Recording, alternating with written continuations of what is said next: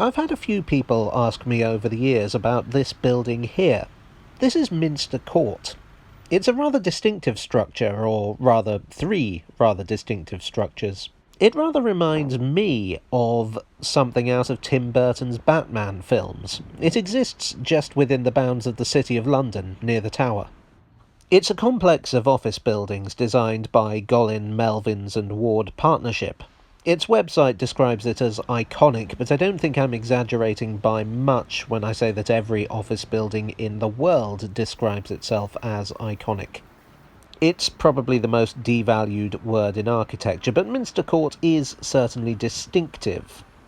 It's an example of postmodern architecture. Now, postmodern is another of those words that gets overused. But in the context of architecture, it's a reaction against modernism. Denise Scott Brown and Robert Venturi, a husband and wife team of architects, were the first great champions of postmodern architecture. If you want to get the basic principles of postmodernism in architecture, what you do is you start with the basic principles of modernism, then you say, nuh-uh.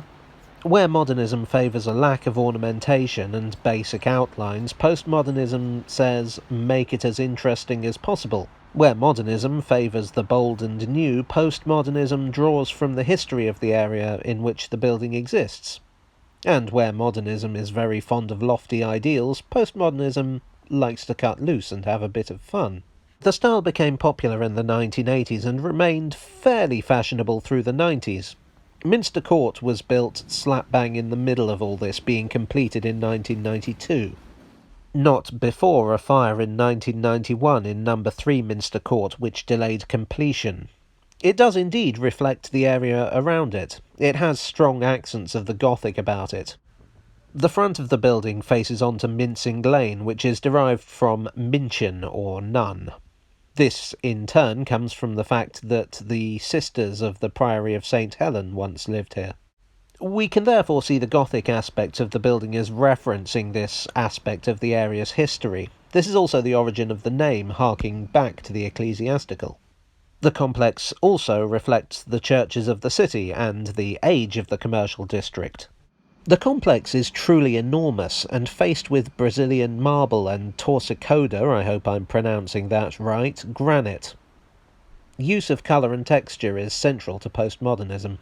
The front of the building incorporates 3 bronze horses sculpted by Althea Wynne. Apparently these are nicknamed Pound, Dollar and Yen. At one time it incorporated the largest escalator in Europe, but this was removed during a recent refurbishment. It's currently owned by Ivanhoe Cambridge. In all honesty, it's quite hard to find any significant information on this building. Most of what's available talks about how it's iconic and grade A and all those other things that people say to attract tenants. But that is, nevertheless, what this curious and very visible building is. If you want to see some real Gothic, by the way, pop down the road and check out the Tower of All Hallows Staining, which dates from the 15th century.